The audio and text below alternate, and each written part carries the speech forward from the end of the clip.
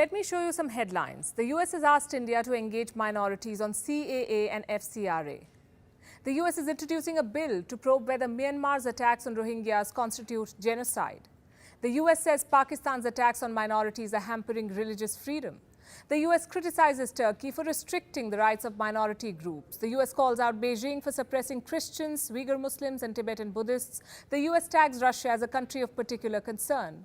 There are also Vietnam, Eritrea, Iran, Nigeria, North Korea, Pakistan, Saudi Arabia, Tajikistan and Turkmenistan, all countries of particular concern. And this happens every year. A quasi-judicial body called the USCIRF, or the US Commission on International Religious Freedom, publishes an unwarranted report, binds it with a claim of independently assessing and unflinchingly confronting threats to fundamental rights. It lampoons countries, schools them on equality, and speaks not a word on fundamental rights in America. What about the plight of minorities in the US? What about the rampant racism? Again, a stoic silence, which only goes on to indicate two possibilities. Number one, America thinks it is above all. Number two, the American truth is too bitter to confront. The crisis runs too deep for those sitting in America to dig it up annually. US President Joe Biden was recently asked his views on racism. He said, and I'm quoting, "I do not think America is racist, but I think the overhang from all the Jim Crow and before that slavery have had a cost." His deputy said the same. America's first black vice president, Kamala Harris, said this: "I don't think America is a racist country, but we also do have to speak the truth about the history of racism in our country and its existence today." Now, first of all, these statements contradict themselves. Why say something so assertively only to follow it up with a but? As for the truth, here it is. America has one of the worst records in the world on minorities. No matter what its leadership tells you, the country is systematically racist, and we will show you that on this episode of Gravitas Plus. Hello and welcome. I'm Palki Sharma Upadhyay, and tonight I argue that racism in America is a reality. Let's begin with history. Between 1525 and 1866, 12.5 million people were kidnapped from Africa. They were bundled up like cargo, and many of them were shipped to what we today know as the United States of America. And nearly 2 million Africans would die in transit. For the 10.7 million who survived this transatlantic slave trade, life would become a living hell. On reaching America, they were shackled, enslaved, forced to work in sugar fields. Men, women and children fell to the ground and died on the plantation fields. Slaves were whipped, beaten, burnt, mutilated, raped. So does America have a racist history? Yes, it does. Fast forward a few years, a civil war and secession. US President Abraham Lincoln freed all slaves. The date was the 1st of January, 1863. The decree read, "All persons held as slaves are and henceforth shall be free." 2 years later, on June 19, 1865, Union General Gordon Granger told the slaves of Galveston, Texas, that they were officially free. The day is now known as Juneteenth. The National Museum of African American History and Culture calls it America's second Independence Day. The United States celebrates Juneteenth every year. But what exactly do they celebrate? There is racism in policing. Black people make up 13% of America's population, but they account for 28% of those killed by police in 2020. There is racism in the criminal justice system. 1 in every 10 black men in his 30s is in jail on any given day.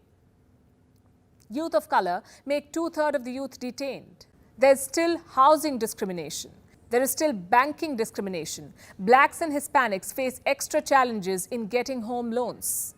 In 2015, 27.4% of black applicants and 19.2% of Hispanic applicants were denied mortgages. There is still educational discrimination. Nearly 72.4% of black students attend a high poverty school. In comparison, it's 31.3% for whites.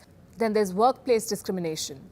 A black graduate is more likely to be unemployed. But there are certain jobs where people of color are overrepresented, the lowest paying ones, like food servers, porters, barbers, tailors, dry cleaning workers, concierges, chauffeurs, agricultural workers. In 2018, an average black worker earned just 62% of an average white worker.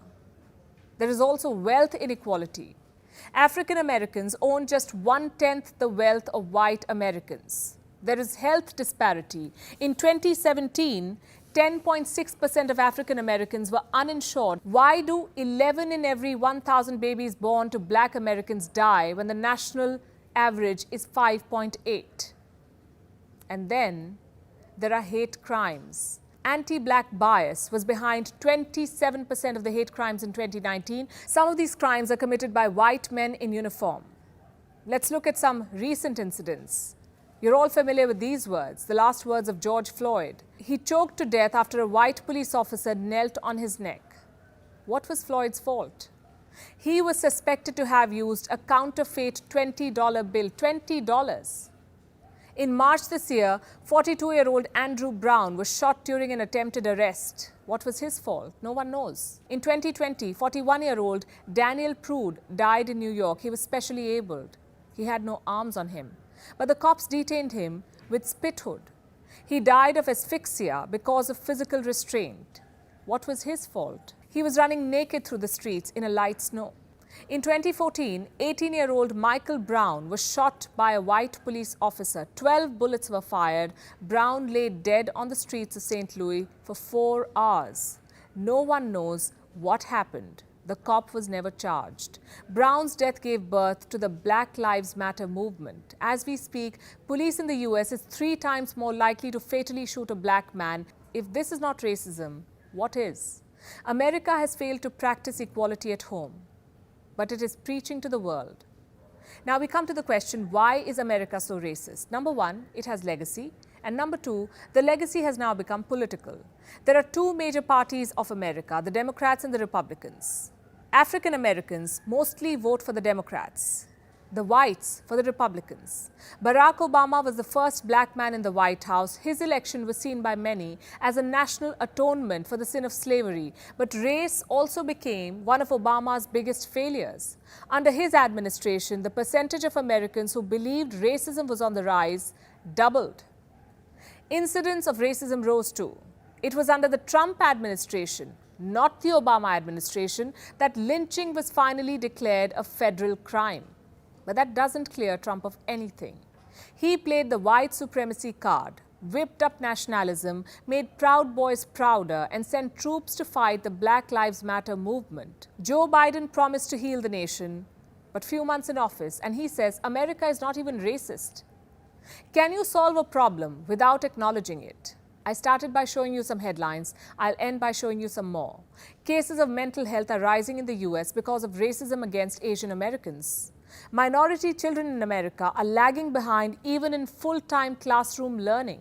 The pandemic has affected more black Americans compared to their white counterparts. Domestic extremism has become mainstream and could threaten American life for 20 years. Half of all US minority-owned small businesses could not afford rent in April.